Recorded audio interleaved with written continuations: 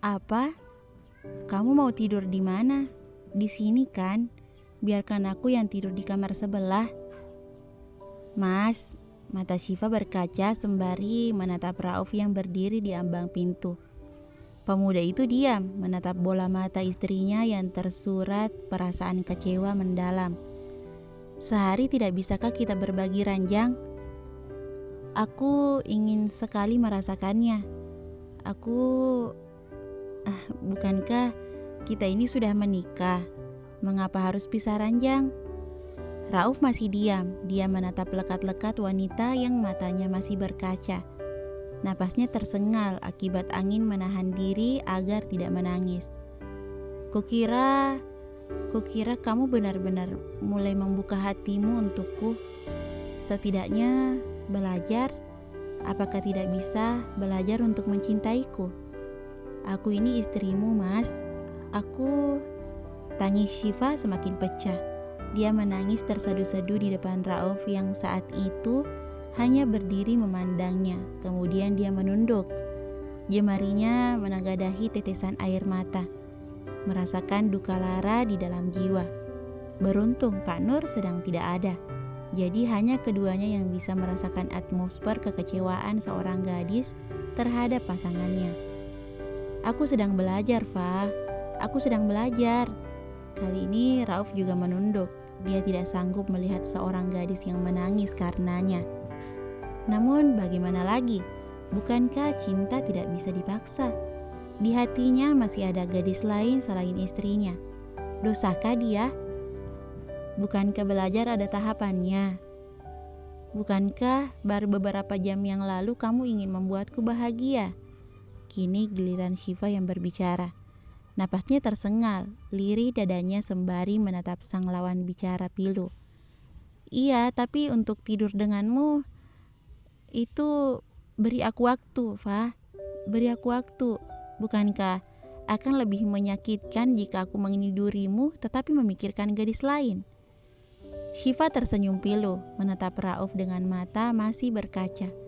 Air matanya mengalir begitu saja dengan derasnya, pun dengan hatinya yang semakin hancur. Istri mana yang tidak sakit hati mendengar pengakuan sendiri dari sang suami, bahwa hatinya masih milik orang lain, bukan dirinya. Gadis itu siapa? Rauf menelan susah saliva, menunduk tak berani menatap Syifa yang masih terduduk di ranjang. Hanya tangisan pilu yang terdengar di telinganya, apalagi saat Syifa melontarkan pertanyaan itu. Humairah. Dek, Rauf kali ini mengangkat kepala. Dia menatap Syifa yang tersenyum dengan masih berlinang air mata. Mengapa kamu menikahiku jika ada gadis lain di hatimu, Mas? Mengapa? Apa aku ini hanya kamu jadikan sebagai pelampiasan karena kamu tidak bisa menikah dengan gadismu itu? Apakah karena aku kalian tidak jadi menikah? Benarkah demikian?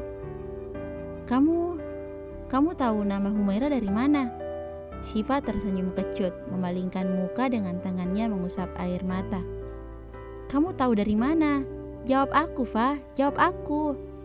Suara Rauf menggelegar membelah kesunyian, membuat hati Syifa menciut. Mata Rauf berwarna merah, begitupun raut wajahnya yang merah padam akibat menahan amarah. Bukankah Rauf sudah keterlaluan?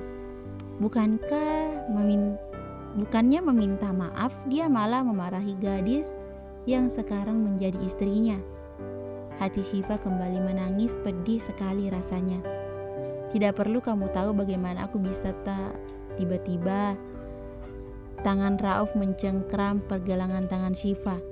Rauf memasang wajah paling menyeramkan yang pernah Syifa tahu. Kamu membuka ponselku? Syifa tidak menjawab. Dia masih menangis terseduh, mengharap cengkeraman tangan Rauf terlepas. Fah, jawab aku. Kamu membuka ponselku? Aku tidak sengaja melihat. Plak.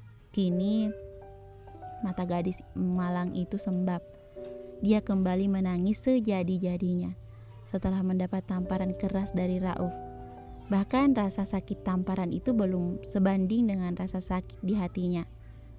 Beraninya kamu membuka ponselku tanpa sepengetahuan pemilik. Mengapa kamu begitu tidak sopan? Apakah ibu dan bapakmu tidak pernah mengajari sopan santun kepadamu?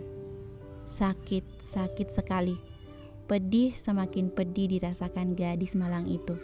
Seharusnya dia tidak menerima tawaran itu dulu. Bahkan papa pun tidak pernah membuka ponsel anaknya sendiri, kata Rauf menatap tajam Syifa. Tidak peduli lagi gadis itu menangis meronta seperti apapun. Dia tidak akan kasihan. Di sisi ranjang, Syifa masih tergugu menangis dengan tangan kanannya memegang pipi yang memerah akibat terkena tamparan. Hatinya semakin sakit, benar-benar sesak. Setelah itu Rauf melangkahkan kaki menuju pintu. Belum sempat dia sampai di pintu, tiba-tiba Syifa melirih membuat Rauf menghentikan langkah. Mengapa, Mas?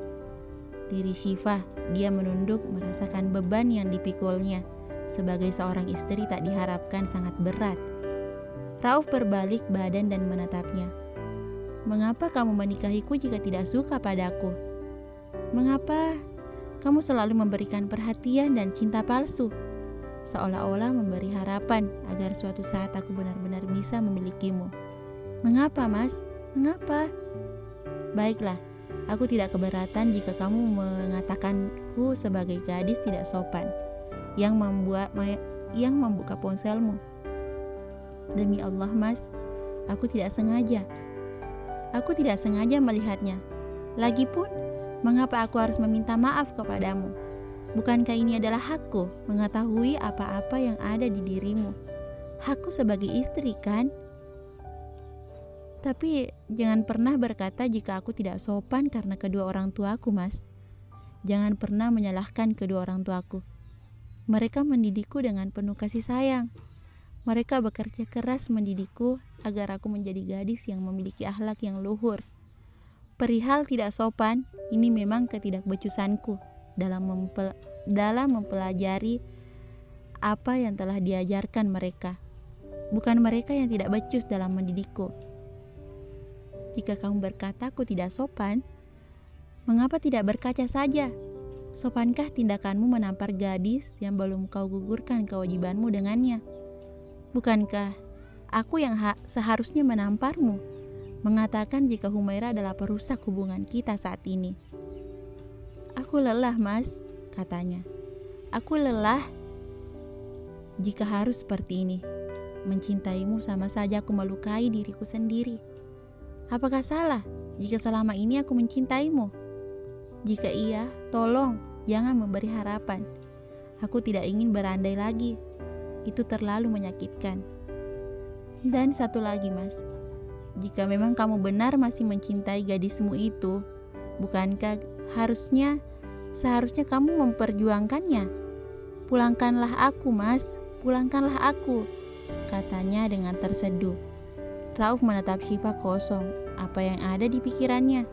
Alih-alih meminta maaf, Rauf malah melangkahkan kaki keluar kamar. Dia meninggalkan gadis yang masih menangis terisak, merasakan hatinya yang sudah tercabik-cabik. Menatap kepergian Rauf, Syifa sadar dia memang tidak ditakdirkan di rumah ini. Bergegas dia mengemasi kembali pakaiannya. Hari ini dia akan kembali ke rumah. Bersambung.